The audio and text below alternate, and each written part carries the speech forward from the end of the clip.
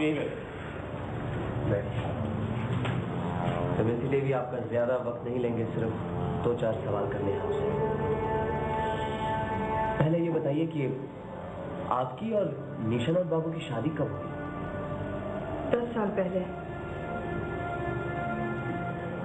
जिस वक्त आपकी शादी हुई तब निशानाथ बाबू नौकरी पर थे, मतलब सेशन जज थे? नहीं, शादी बाद में हुई। गुलाब कॉलोनी में आने से पहले? जी। इसका मतलब जिस वक्त आपकी शादी हुई निशानाथ बाबू की उम्र 47 साल की थी? जी। माफ कीजिए, इस वक्त आपकी उम्र क्या है? 29। तो जब आपकी शादी हुई निशानाथ बाबू की उम्र 47 और आपकी 19 थी? जी। आपकी कोई संतान नहीं? नहीं। तो विजय बाबू आपके साथ कब से? जी 10 साल पहले मेरे माता पिता की मौत हो गई, तभी से मैं चाचा जी के साथ हूँ।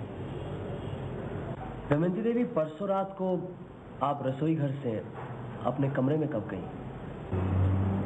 करीबन 10 बजे। निशानाथ बाबू तब कहाँ थे? सो गए थे। कमरे में अंधेरा था? जी। खिड़की खुली थी? शायद थी, गौर नहीं किया। फिर आपने क्या किया? मैं भी लेट गई। अच्छा, निशानाथ बाबू तब सो रहे थे, मतलब जिंदा थे? जी।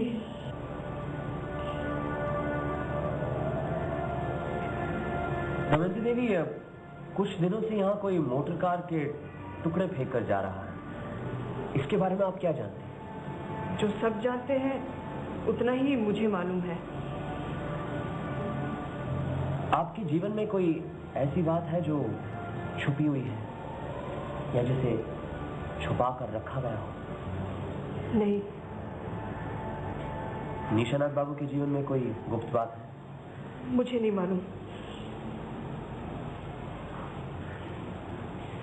फिलहाल मुझे और कुछ नहीं पूछना। आप बैठेंगे? मैं चली जाऊंगी।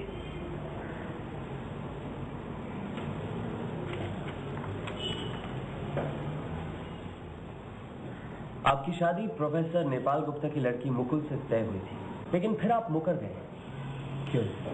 ये मेरा निजी मामला है। परसों शाम को आप कलकत्ते से वापस आकर रात को फिर कलकत्ते चले गए, क्यों? मुझे काम था। क्या काम? ये भी मेरा निजी मामला है। विजय बाबू, आपके निजी मामलों को जानने की कोई उत्सुकता नहीं है। आपने यहाँ हमें निशानाथ बाबू की मौत के बारे में बुलाया है। अगर आप ही सारी बातें गुप्त रखेंगे तो हमारी यहाँ छानबीन करने से क्या फायदा?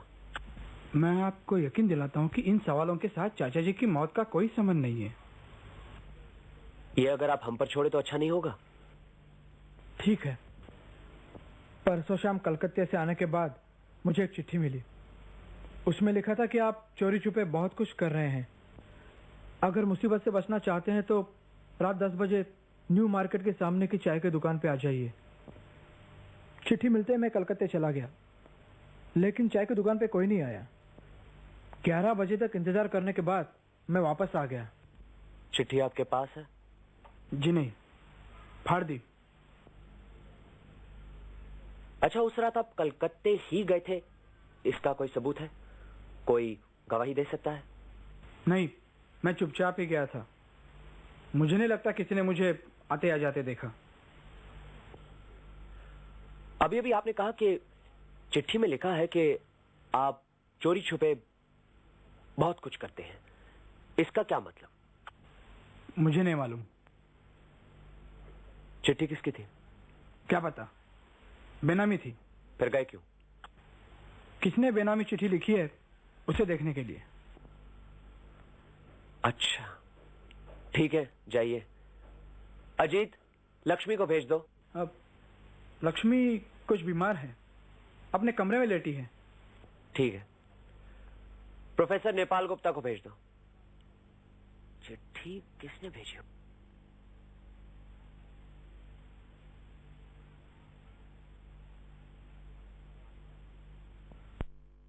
है कि पुलिस को शक है निशानाथ बाबू की मृत्यु स्वाभाविक नहीं थी। इसीलिए छानबीन कर रहे हैं और उसी सिलसिले में यह सवाल है। जिस रात निशानाथ बाबू की मौत हुई उस रात 10 और 11 के बीच में आप कहां थे? शतरंज खेल रहा था।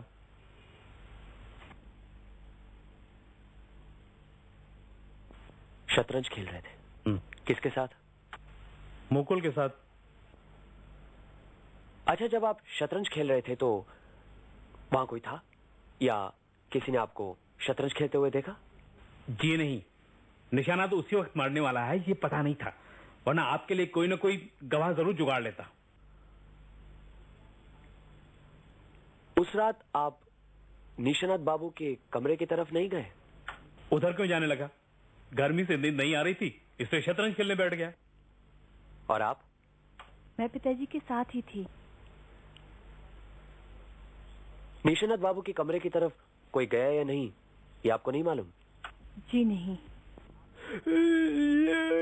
आप कुछ कहना चाहते हैं? तो आपको गूंगे बहरों की गवाही भी चाहिए? फिलहाल इतना ही काफी है। चलो मुकुल। जी।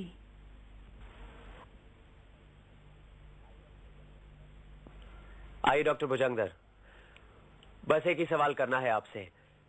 जिस रात निशानाथ बाबू की मौत हुई उस रात 10 और 11 के बीच में आप कहां थे? उस रात खाने पीने के बाद कमरे की बत्ती बुझाकर काफी देर तक मैंने सितार बजाया। उसका कोई गवाह है या नहीं बता नहीं सकता। चलिए लक्ष्मी देवी से मिल लेते हैं। लेटे रहिए आप, बैठिए मत। आप लोगों को कहाँ बिठाऊं कुछ समझ में नहीं आ रहा। परेशान मत होइए, आप लेट जाइए प्लीज। आपसे बस एक सवाल पूछना है। परसों रात 10 और 11 के बीच में आप कहां थी? उस रात मैं रसोई से खाना वाना खाकर बहुत रात तक कपड़े सिलाई कर रही थी। जब आप सिलाई कर रही थी आपने डॉक्टर भुजंगधर को अपने कमरे में सितार बजाते हुए सुना? उनका कमरा तो आपके बिल्कुल नजदीक ही है। नहीं, मैंने कुछ नहीं सुना। कानों में सिलाई की मशीन की आवाज गूंज रही थी और कुछ कैसे सुनाई देगा। उस रात डॉक्टर भुजंगधर अपने कमरे में बैठे सितार बजा रहे थे, ये उन्होंने खुद कहा।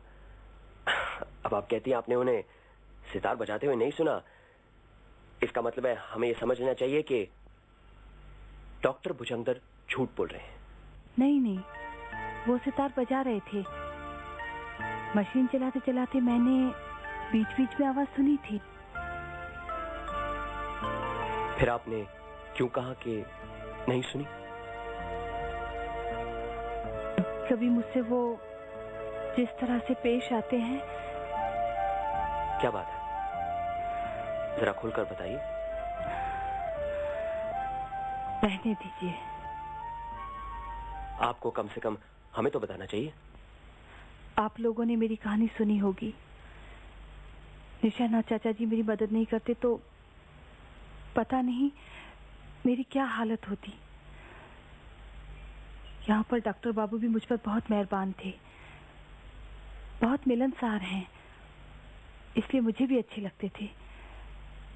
बहुत अच्छा सितार बजाते हैं। बचपन से ही मेरी रुचि गाने बजाने की तरफ थी, इसलिए मैंने उनसे कहा